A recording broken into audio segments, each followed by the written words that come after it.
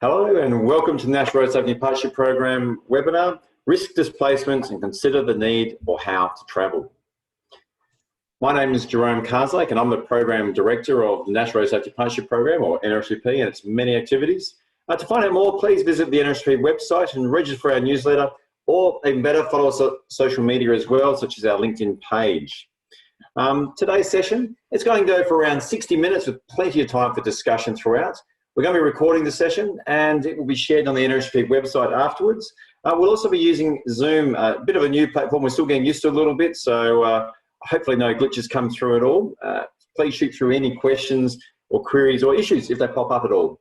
So we really do love your input and to make these webinars as interactive as possible. If you can go to the next slide, please, Saul. Thank you. I know it's a horrible photo of me in that one, but we want to make this as interactive as possible. And please take the time, put the questions into the Q&A box there. There's also the blog for chat, so feel free to shoot them through. But we really want to capture your questions in the Q&A box, because if something goes wrong and we have to re-record the webinar, it may be a little bit problematic in trying to recall some of the great questions which come through. So please do that. Now, over to our presenter. You can see him sitting up in the corner there. We're very, very lucky to have Saul Jeavons streaming in, I should say, from the UK. It's 2 a.m. over there, so he's on his second cup of coffee already. Absolutely, I've got two in the can, and I can resort to this bar of chocolate if I need to. I'm happy you got a bit of hit. I'm happy you got a bit of fatigue management sort of process underway as well. So we'd really like to have Saul join us today. He has an extensive bio. It was all laid out on the NRSP website. But just a couple of key sort of points. He was formerly the head of the Investigations and Risk Management at the UK Transport Research Laboratory, TRL.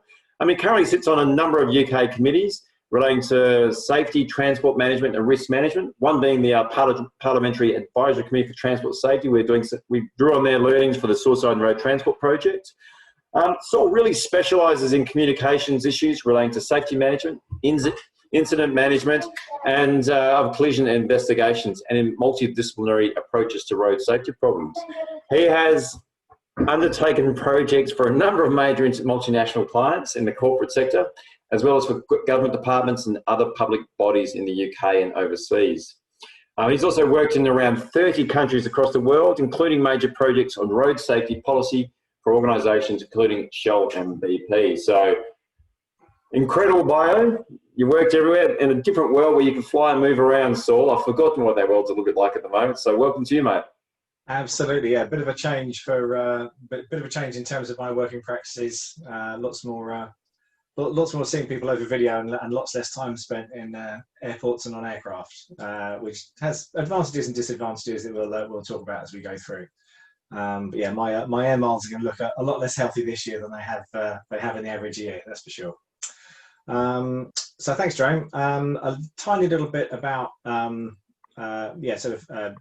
and what we do. As Jerome says, we do a variety of work in different places around the world. We do a lot of stuff for large corporates, everywhere from sort of -20 in Russia through to sort of the high 50s in the Middle East and sort of northern Kenya and places like that.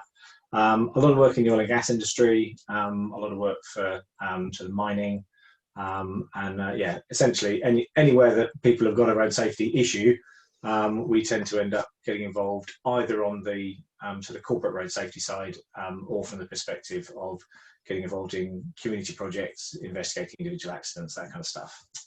So what are we going to deal with today? I'm going to touch on the QRA process, so quantitative risk assessment. I'm going to keep referring to it as QRA because at this time in the morning for the UK, I'm not going to keep saying quantitative. It's just a recipe for disaster if I do that. So I'll touch on QRA using a project we did in Jordan as a sort of case study for that. But it's just all about sort of approaches to risk. So we'll talk a little bit about journey risk management and the way in which that sometimes does and sometimes doesn't work, and whether more companies who at the moment haven't really been doing it need to start doing a bit more. It tends to be one of those things where people who are involved in high risk environments are doing it and nobody else really bothers too much. we'll chat a little bit about just the future of work travel. You know, what does it look like? You know, am I going to continue spending less time on planes? Probably. Are we all going to spend less time in cars? Are we going to spend less time on public transport? How's that going to work? A little bit on the effect, sort of discussion, really, as much as anything, on what the effects of travelling less are going to be, both on sort of our own road safety patterns, but also on ourselves. So a bit about the effects of working from home, the positive and the negative in terms of workforce and working together. And then a look at how we can actually work effectively, whatever the new normal, as the expression keeps going, looks like. You know, how do we work around that, and how do we make sure that we can actually move forward? So on to QRA. This is just a little sort of diagram summarising what the situation was for the client that we were asked to come and look at. So from their office in Amman in Jordan, there was the potential to have a 53-minute flight out to their operating base, which was out near the Iraqi border. And then there was a journey from there to site, the first bit of which the black line was on existing blacktop, and then the dotted line was over graded road that they were going to have to build themselves. Now, the downside with this option was that the airport they were flying to, or airbase they were flying to, didn't actually exist. And I don't know if you've ever tried to get a new airbase built on the border with another country that's got a slightly volatile history. But it's not the easiest process, either in terms of getting government permissions or in terms of cost.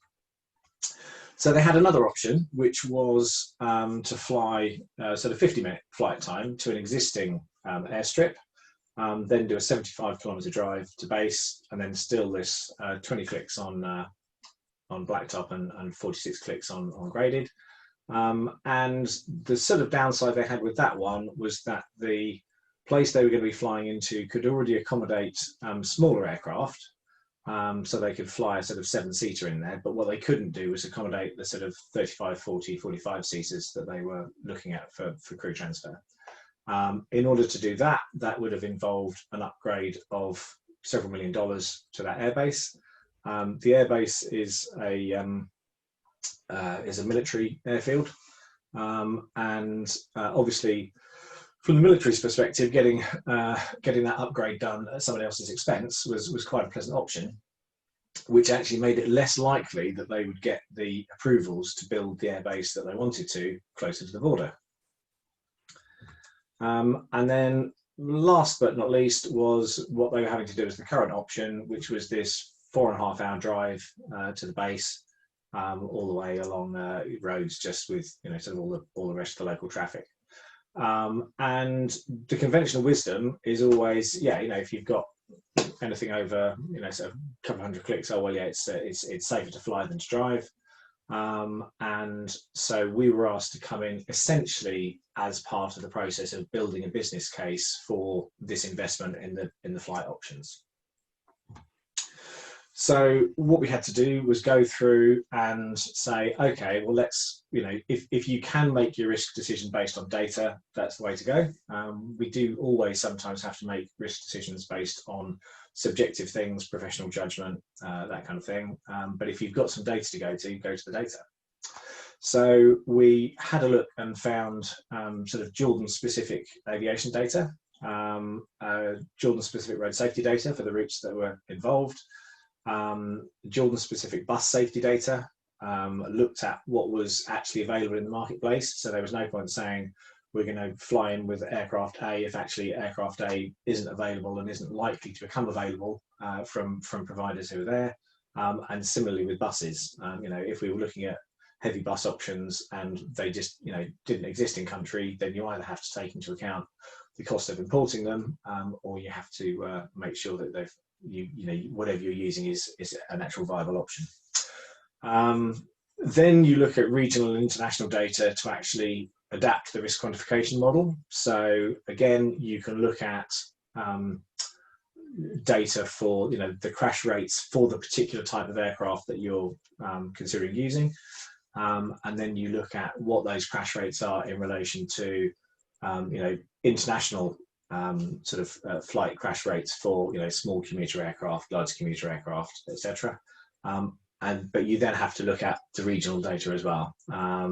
And obviously, because aviation is a relatively safe activity, you can't focus too much on the Jordan specific aviation data, just because it's not a big enough data set to be able to base these things on. So there's always elements of professional judgment in there, but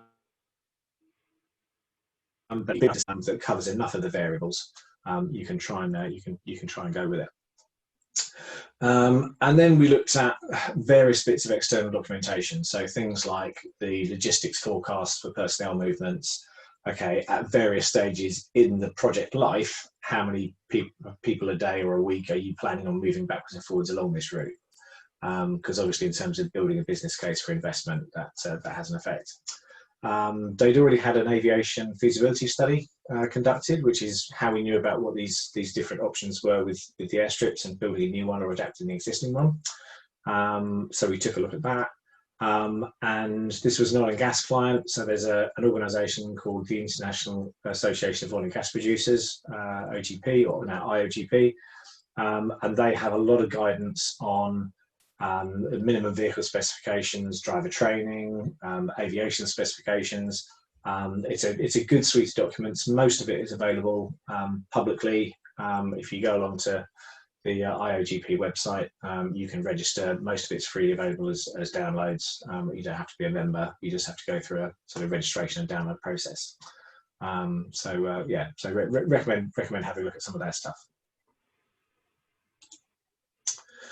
So this was a few years ago. So the best sort of casualty data set that we were looking at was from a couple of years earlier. So this, I think it's about 2009, 2010 we were doing this work. But we could get some good casualty data. So one of the issues we had was some of the people on the client side were saying how much more dangerous Jordan was than sort of places they were used to being.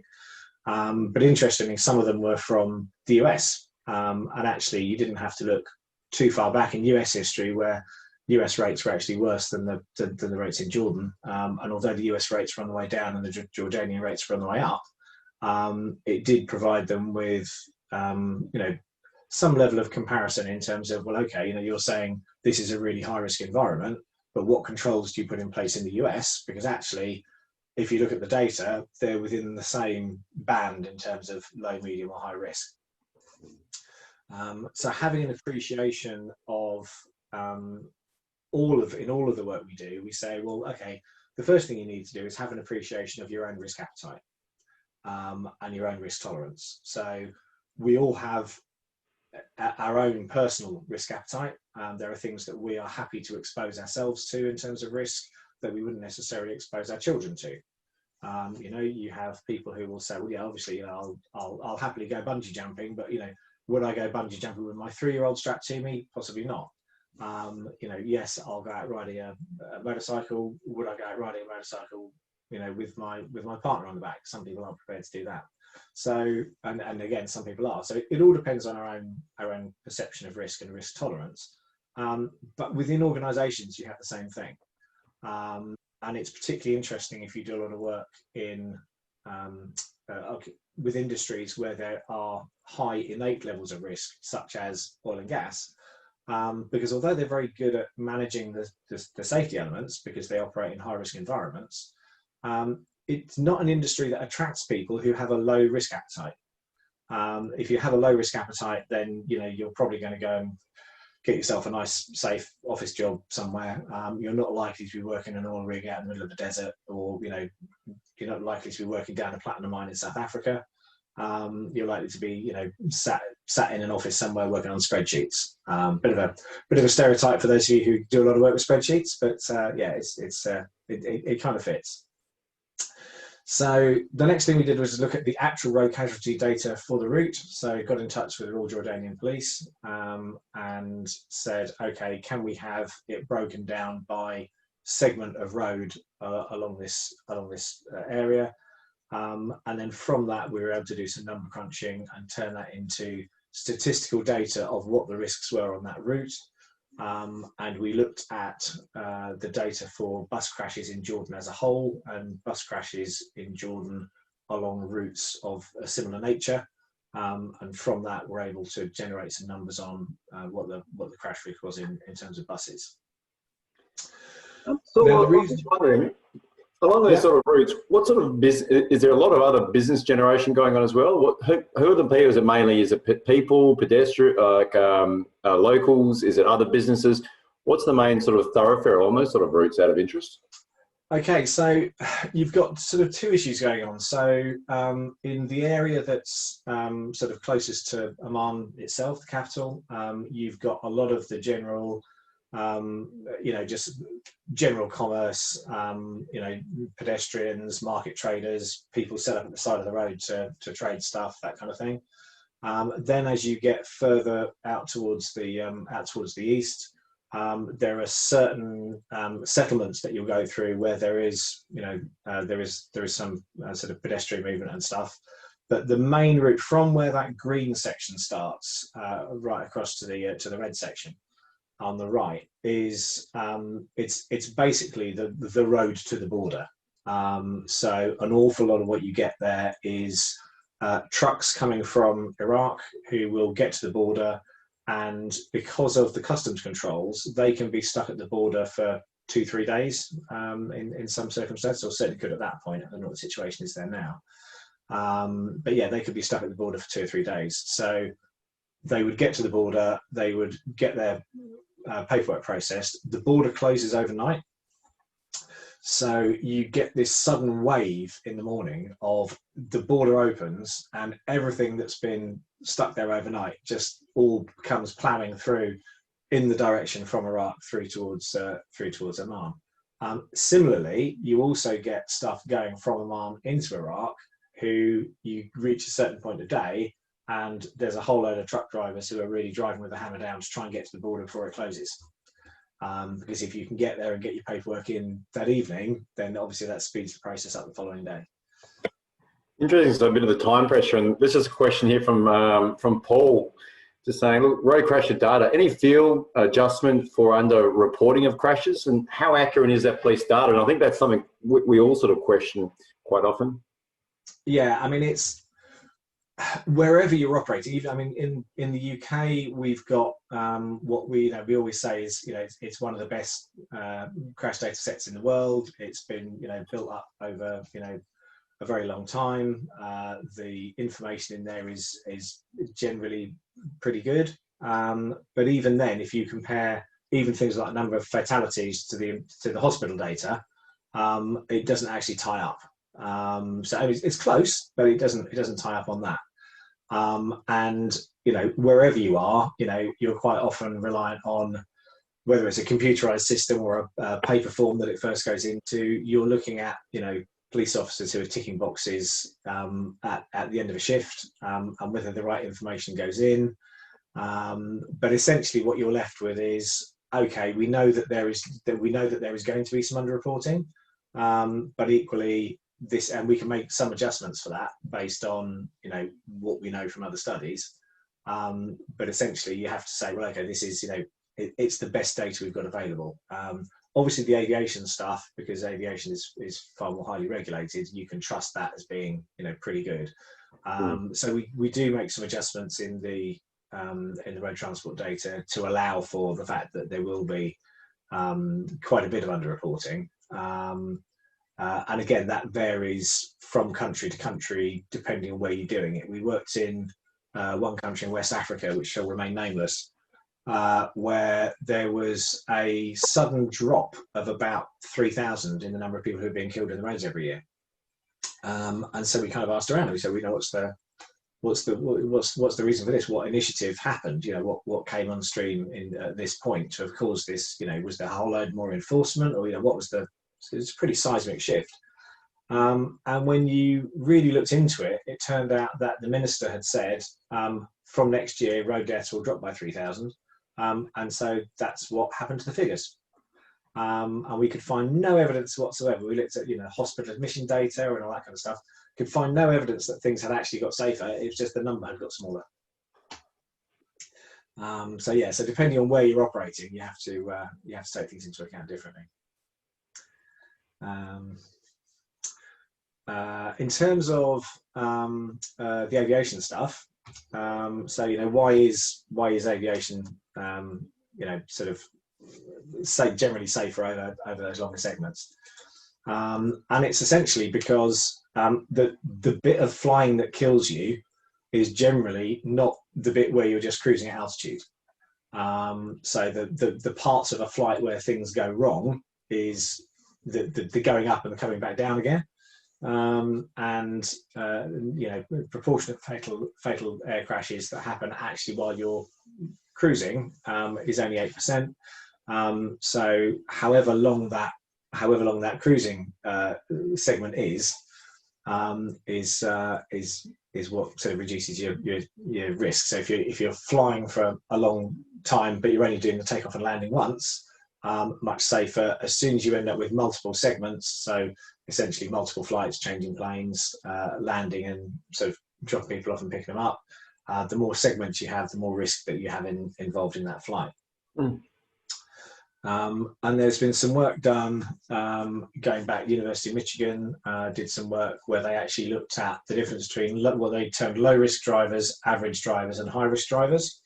And that little red bar just above the 200 line that's where this particular journey fell in terms of where the risk was. So in our case, we said, well, okay, if we take this data as you've got a low risk driver versus a non-stop flight, actually looking at this data, it looks like it should be. If we have an average driver or a high risk driver, then it's going to be safer to fly than to drive. But actually, if we can get a low risk driver, and if we can get a low risk driver in a low risk vehicle, it looks like based on this and looking at the distance traveled, it might actually be safer for this distance to go by road than to fly. So this was the point where it sort of started to turn more from a can you help us build the business case for flying and for that capital investment in flying, through to, well, okay, actually, if it might be borderline here, or this a more complex situation, can you provide us with some information on what we think the relative risks are? And obviously we had to look into, as I said before, we had to look at the specific aircraft that would be available, the companies who would be operating them, what their safety record was like. And they said, oh, well, we've got this bus company, and they're really good, and they've got a fleet of pretty new Mercedes buses. So if we go by the road option, that's what they'll be.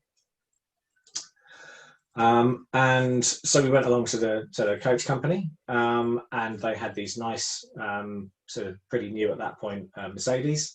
And they had some older vehicles, so these the 2006 Mans, and we had a look at them and we said, do not use the Mercedes, and that kind of came as a bit of a surprise to the client, and we had to explain that actually the MANs that they had and the Temsa buses that one of the other companies had, which are Turkish built but to European Union specifications. So they've got all of the EU safety features and roof crush strength and all that good stuff.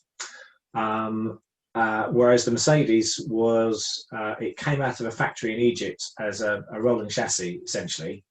And then all of that bodywork and the roof and the windows and everything else were all a local coach builder who put those together. And so whilst they looked very nice, they didn't actually meet any of the safety standards. Wow. Even the glazing on that was all non-compliant with any of the sort of UNECE standards on vehicle glazing.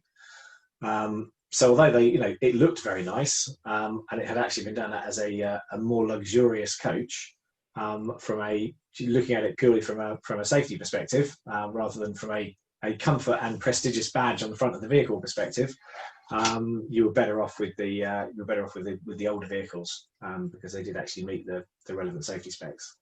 Wow. So going back to our three options, once we'd crunched all the numbers, we came up with risk figures, which are essentially your risk of fatality in any given year of operation. And so we discovered that, and again, presenting it in the form of a little sort of infographic to management, because we had this spread across about 4 different spreadsheets with, you know, sort of multiple sheets in each spreadsheet and all that kind of stuff. And we were like, well, you know, we can show you the data, we can show you how we crunch the numbers, but actually, this is the headline figures. This is it in sort of what we felt was an easily representable format. So this is from the office.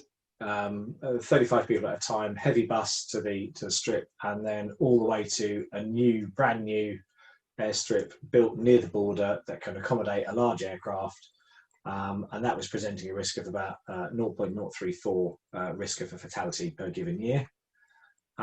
Then if we had to fly to the existing airbase, so the one that would need still some capex investment on getting it up to the right standards for the size of aircraft, then that was that, and then busing the rest of the way on the existing route, and that wasn't as safe, but it still came out pretty safe. But obviously for a capex investment of many millions of dollars.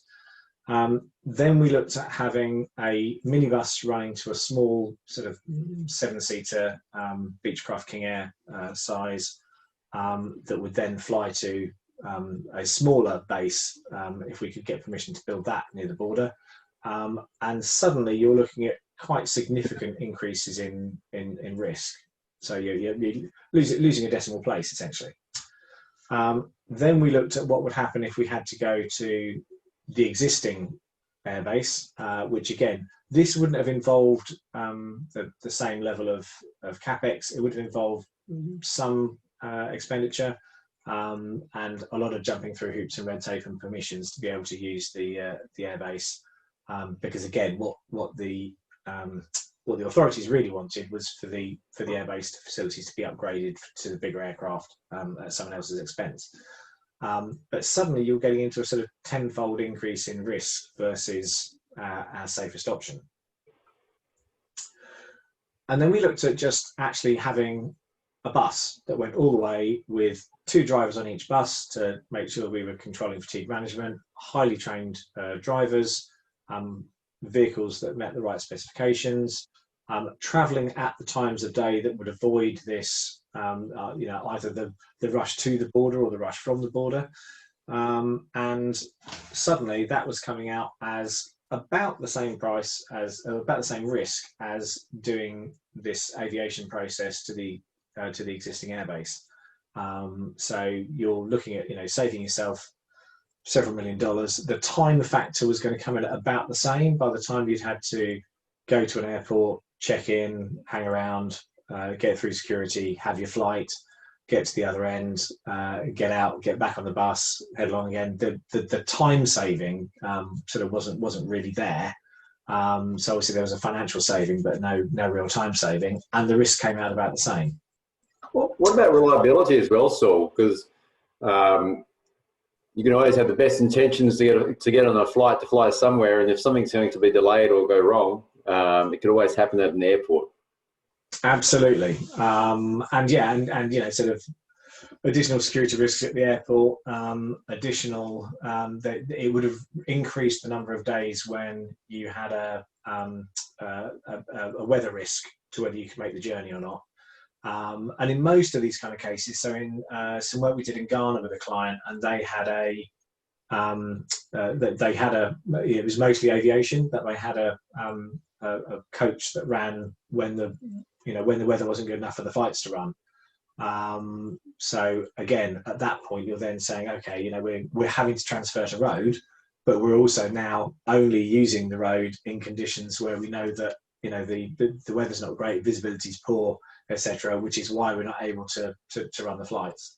So it is that sort of constant trade-off. But yes, it certainly gives you more options. You know, if you end up with one of the roads being blocked, even the road out towards the border has although most of the trucks do use the main road, there is a truck road which actually runs parallel to the main road. But because at that point it wasn't as well maintained as the main road, most of the trucks still just use the main road. But there was a dedicated truck route adjacent to it. But it meant that if that road was completely blocked, if you could make your way, sort of 100 meters or so across the desert, there was an alternative route that you could take to get around it. And then we looked at what the current methodology was, which was to do the whole thing by light vehicle. And you suddenly kind of go, oh right, okay, so doing it the way we're doing it at the moment is, it's the riskiest way of doing it, but it's in the same kind of total zone as one of the aviation options, and two of the aviation options aren't actually as safe as doing it in heavy bus. And so we said, okay, what we'll do is, we'll throw it over obviously to the client, for them to decide, what risk they're prepared to accept, etc. And so the initial discussion happened of, they said, okay, what we'll do is, we'll do everything as, we'll continue to explore this option of getting a base built by the border that can take the larger aircraft, because that is the safest option. And yes, there's a capex implication, but we'll go with it.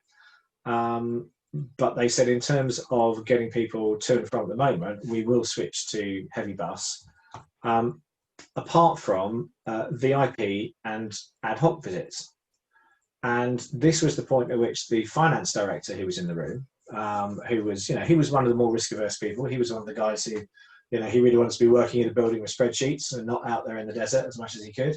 And he said, well, hang on a minute, because I would probably be in that category of people that you'd put in VIP visits. And as far as I'm concerned, looking at this data, there's no way that I'm getting in a Land Cruiser and being driven out to site. Now that I've seen this, I'll go on the bus, thanks. And so that again kind of changed the mindset, and they said, okay, well actually we think we're going to have probably four coaches to do this in total. What we'll do is one of them will be spec'd to a higher degree of luxury, and will be almost sort of business class aircraft type seats, or as close as we can get in a compliant coach, rather than something that's been adapted locally. And so if the CEO flies out from head office in London, then why would we? The more important these people are, presumably the more important they are to the company. If we end up with the board coming out and visiting, why on earth would we put them in this really high risk environment? Let's stick them on the coach, and then the rest of the time let's use that as one of the ones that we use for crew changes. And then there were people going, do we really want to be putting the people towards the bottom of the pecking order in this sort of really luxurious situation? It's like, well, no, actually, why shouldn't they all get a turn at going in the comfy seats, as it were? And then we had a breakdown which looked again, some apologies if you can't read this too well, but that looked literally at the specific types of aircraft that were available in region, or from the companies who had passed the checklist in terms of what we were looking at for aviation. But the key thing with all of these risk things is, well, that's great, but how much is it going to cost, and how easy is it? So we also plotted it against cost and ease of implementation. So those are the two axes on the graph, and again the colour representing the risk. And we said, well, okay, low cost, lowest cost and easiest is just carrying what you're doing at the moment, but that's really high risk. Still pretty low cost and easy to implement is to switch to doing it in heavy buses. And then as soon as you get into any of the aviation options, albeit that some of them are safer than the heavy bus option, you're getting much more into the difficult to implement and expensive to implement area. And obviously, if you can do something to reduce risk, prioritizing the stuff that is easy to implement and relatively low cost has got to be the way to go.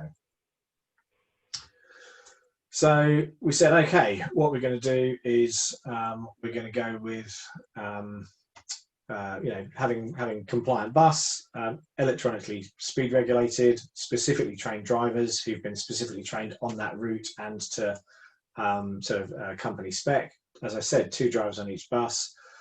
Early morning departures to avoid that risk of that big release of trucks from the border crossing at Karama. We look at the quietest days of the week. So again, in terms of traffic flow, crash data from the police, etc. We need to do crew changeover, once a week or twice a week. Well, let's do that on the days when we know it's going to be quietest, and let's actually look at having those vehicles with sort of conspicuous colouring front and rear. And this the same client, in fact, we did a project in China where they had a petrochemical plant under construction, and they had this nightmare risk, sort of perfect storm really, of lots of workforce arriving on bicycles, lots of materials arriving on trucks, and loads and loads of people turning up in their own cars to, if they had them, turning up in their own cars to site. So did some number crunching, and my colleague Nigel McDonald, who's from Australia, went out, and we provided some data and stuff there, and he was able to say, look, actually, if we put everyone on buses, not only will we reduce the number of vehicle movements to and from the site in terms of exposure, we can also make sure it's highly, the drivers are trained, it's highly regulated. Yes, you've got larger vehicles moving with a lot of cycles, but actually, the overall way of doing it will be safer to do this. And the country head just turned around and said, right, from tomorrow morning, everyone goes on the bus, me included. Nobody's able to go in their own vehicle, nobody's able to take their driver, unless they come to me and get approval from me as to what their exemption is for that particular day. If there is a thing where you've got a whole load of meetings in the morning or whatever, then, explain to me why you're having to do all that in one day, rather than, why can't you have all those meetings the following day and then just not travel to site that day, spend the day at the office, and then the following day you're on the bus with everyone else. That kind of leadership is really important. We had again, same client. It's not that universally their people are particularly good at this, but 3 examples where they were, where we'd done an audit, we'd found one of the contractors on the logistics front we had a lot of concerns about. So in the feedback meeting at the end of the peer assist review, we raised our concerns about this particular contractor. And the head of logistics said, can I just pause you there a minute? I just need to step out of the room. Stepped out of the room, came back in and said, right, I've just suspended their contract. And until they can provide us with some assurance and they've been re-audited and we can see that all of these issues that you've just highlighted for us have been fixed, they will not be moving any materials for us. And that had a big knock-on in terms of their operation. But it served as a very visible signal both to the rest of the workforce and to all the rest of their contractors of, actually, if you're doing work for us, you have to do it right. It's not about, get the job done safely, but as soon as there's a conflict between getting the job done and doing it safely, getting the job done is what wins. It was, no, we get the job done safely or we stop doing the job. And that's a really, really powerful message. So I don't know if you've got any questions on that story so far. We'll keep on moving because I'm just mindful of time. But yeah. I think the key thing I'm really hearing there is that powerful leading by example. So there's no ifs, no buts. I'm really keen to, and we'll touch on that a bit more when we get towards the end, I think. So please send through some questions. We'll keep on moving for now, Saul. We've had a couple come through already. So yeah, just a bit of some context on the operation. So this is that main road that we're talking about going on, and this is an example of when all the trucks are coming through from the border, you just get wave after wave of truck. That's the truck road which runs parallel to the main road. We also reviewed the route and looked at some of the other sort of risk crunch points. So here we've got a section where, obviously, as you can see from the hole in the barrier there, you get vehicles on the elevated section coming through onto the lower bit. Poor parapet protection. Sections like this is the blacktop section of road that actually runs down towards the field. And from the road, it doesn't look too bad. But then once you get down into that area over by the telegraph poles on the right hand side, you can see that actually that's a significant unprotected drop. You know, one of the things we looked at was whether they would fund engineering works at particular points, or whether they would use their leverage to lobby the local authorities. And then some of the stuff to pitch into driver training was things like the amount of lip there was at the side of the carriageway where it had been resurfaced, and how drivers should deal with that kind of thing. And then just sort of hazards along the route. So again, this is small settlement, pretty much in the middle of nowhere, but this is suddenly an area where, in terms of feeding into your driver training, you want to be looking at pedestrian risk. And again, just these long overtakes as the waves of trucks coming from the border.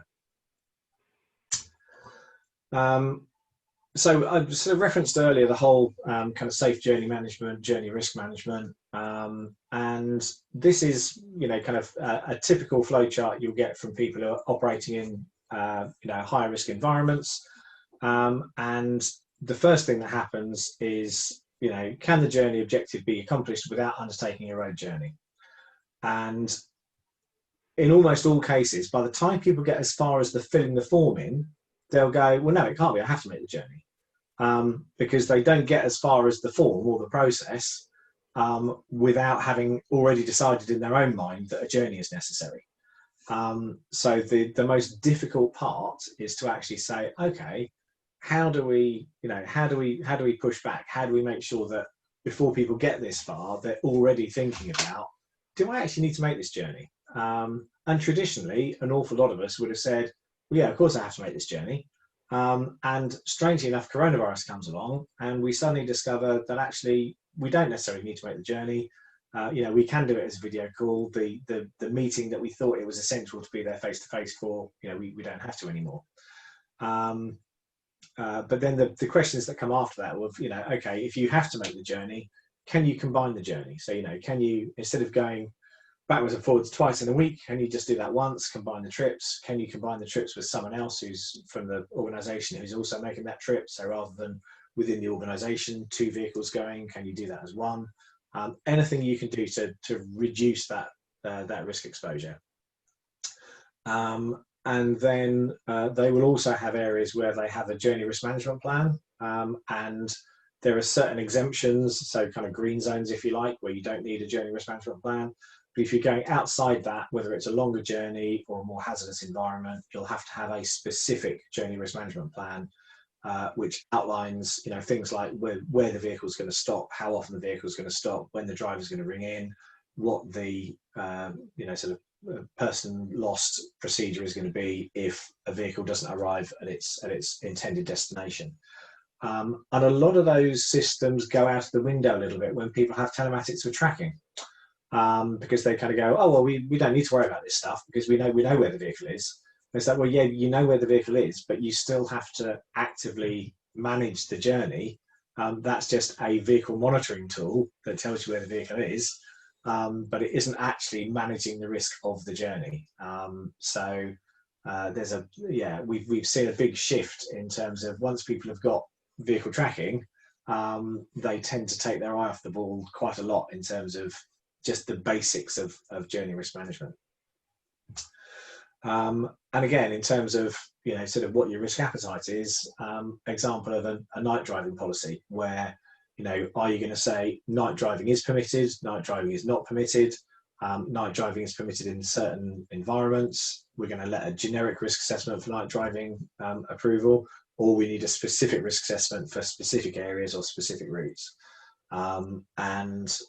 It's interesting with different clients where they will break things down into high, medium and low risk countries, and you end up with some places where country managers will be pushing to have their country moved into the lower risk category because they don't want to apply the same levels of control.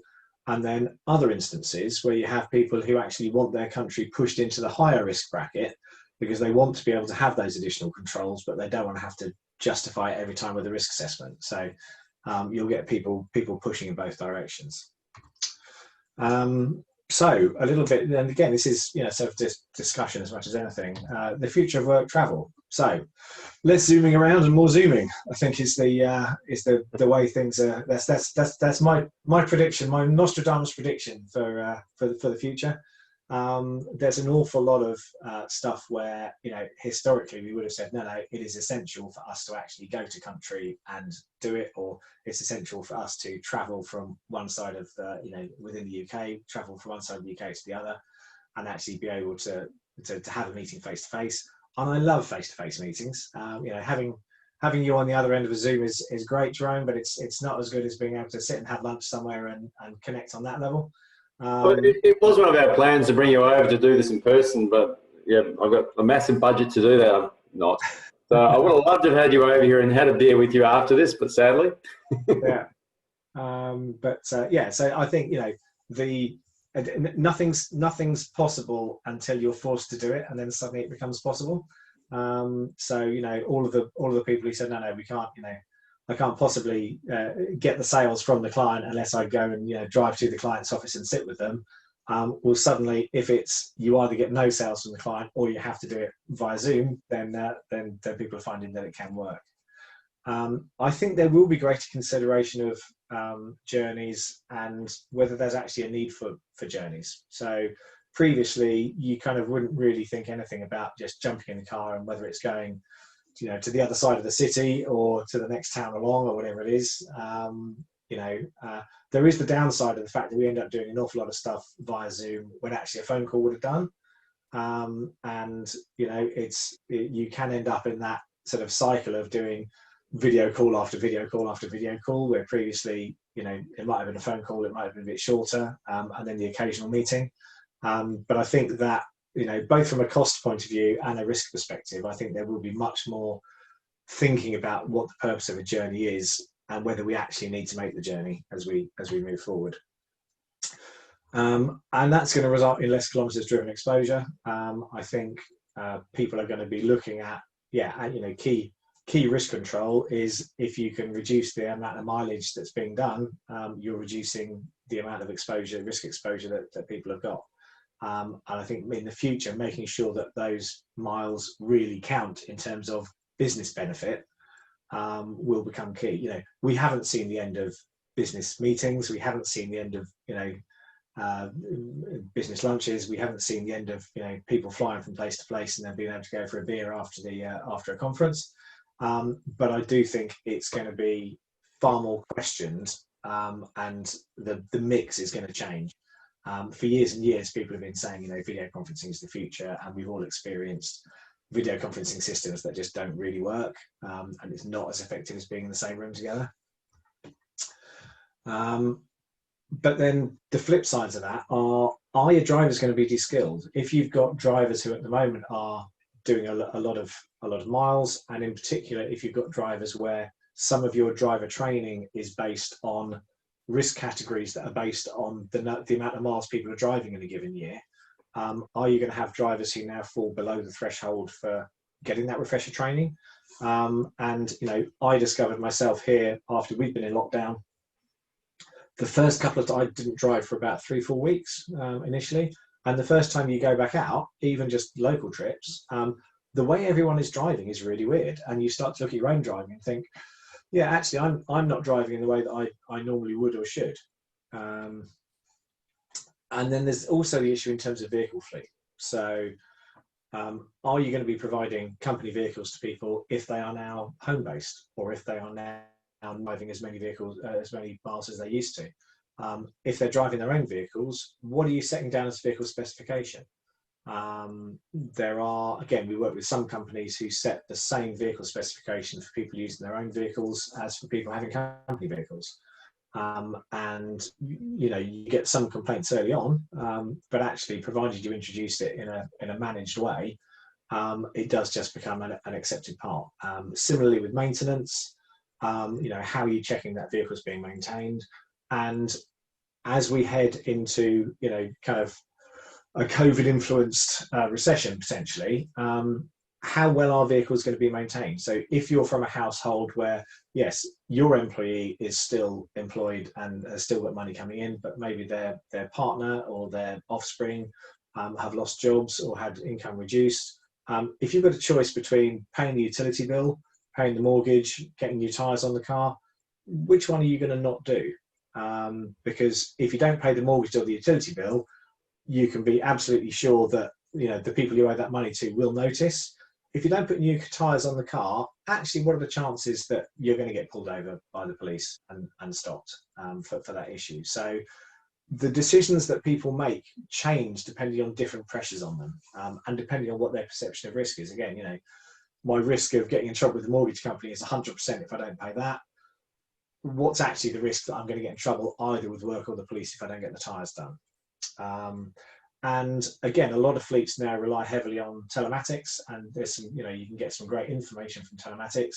But if we start to move to a situation where people don't have a dedicated company vehicle, but maybe a hire car is provided for them on the days when they do need to do some travelling, how do you deal with that? And there are plug-in telematics solutions and that kind of thing, but you need to make sure that you don't lose visibility of how your drivers are behaving purely because the situation's changed.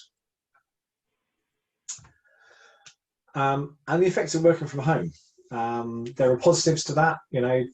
It's great for a lot of people to not be having to spend, half an hour, an hour and a half each way commuting. That's just that kind of dead time. It's great to be able to, you finish work and then you're with the family straight away. But then there is also that isolation effect. I worked from home for many years. And discovered that actually for me, it's better to hire a rented office space and to spend at least half my time there just to have that socialization and have colleagues to bounce ideas off, even if they're from different disciplines or even different organizations. Just having that social interaction is really good for me personally. Whereas if I'm at home and just doing a whole load of analysis and report writing, that kind of thing, it doesn't work well for me in terms of my kind of mental health balance and just how I feel about the world. It also means that your commute then starts at home. So as soon as you move people from being office based to being home based, it means that that any journey to a business meeting now starts from their home address.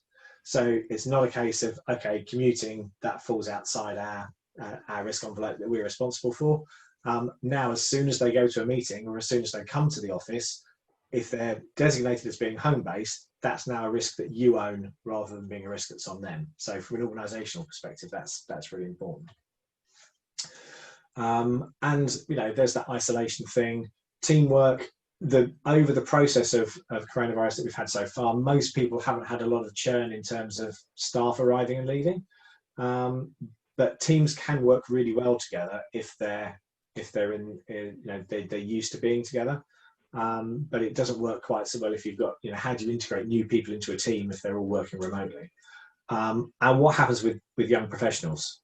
So, if you're in a shared house somewhere and you're all having to try and work out your bedroom, it's not too bad if you've got a room for a study at home or a spare bedroom, or you've got a big enough bedroom you can stick a desk in. But if you're there sharing a house with 4 or 5 other young professionals, and you're all trying to do Zoom calls or Teams calls, either in your bedroom, which is just about big enough for the bed, or you're trying to do it in the living room or the dining room when it's full of 5 other people all trying to do the same thing. And then there's issues there for confidentiality and socialising and career development. And how do we work effectively? Doing this, talking to a webcam is a completely different way of working to if we were all sat in the room together. Looking at, are people actually engaging with you? In order for me to find out what Jerome's doing, I have to do that, and then I lose eye contact with the camera. And so in order to do that, I'm just spending most of this webinar sitting looking at a little light and talking to the light because I know that's where you are. But it does mean that I'm not able to pick up on those other sort of visual cues. And as soon as I start doing that and looking around the screen to actually see what the other people in the meeting are doing, it then looks like I'm not engaging with you. So there's a whole different skill set in terms of how we work and how we work effectively if we're having to do it online versus not. And I've kind of rattled on for ages there, so I don't know what questions we've got in at that point, Jerome. But No, that was great. I'll throw it. I think one of the interesting paradigms that we're going to see now, as you mentioned the commute, and I bet you very few organisations have thought about that associated risk. How are people going to change? We're seeing a massive spike in second-hand sales of vehicles in Australia. We're seeing a massive spike in uptake of of bikes, push bikes. So things I'm pretty sure you probably see the same in motorbikes. What's the skill and the interaction going to be like between the two when they're all out on the road again, do you think? Yeah, I think it could well get quite messy. We've certainly seen a big increase in the number of people in the UK, the number of people applying for motorcycle training, and the sort of there's a compulsory basic training, which is the first threshold you have to get over to get on the road on a 125cc bike here, and the demand for that has gone through the roof.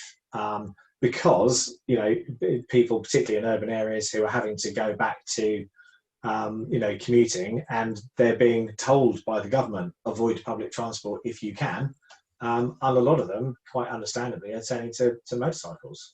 You don't want to be stuck in a whole load of congestion, and it's a fairly environmentally friendly way of getting around compared to sitting in a car.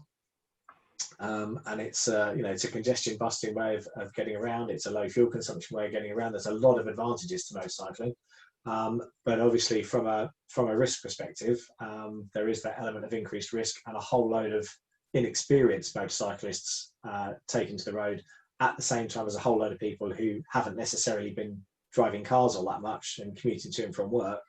I had a colleague when I worked in local authority in the UK, who had passed her driving test in London, had then moved out to the countryside and had driven once on a country road, decided she didn't like it, and then hadn't driven for 20 years. And was then, they tried to put her in a role that would have involved a lot of driving. And fortunately, she spoke up and said, no, although I've had a driving license for like 25 years, I haven't driven at all for the last 20 years, and I've only ever really driven in London. And you've now got a whole load of people who, they might have had a driving license for the last 10 years, but actually they haven't driven, or they haven't driven much.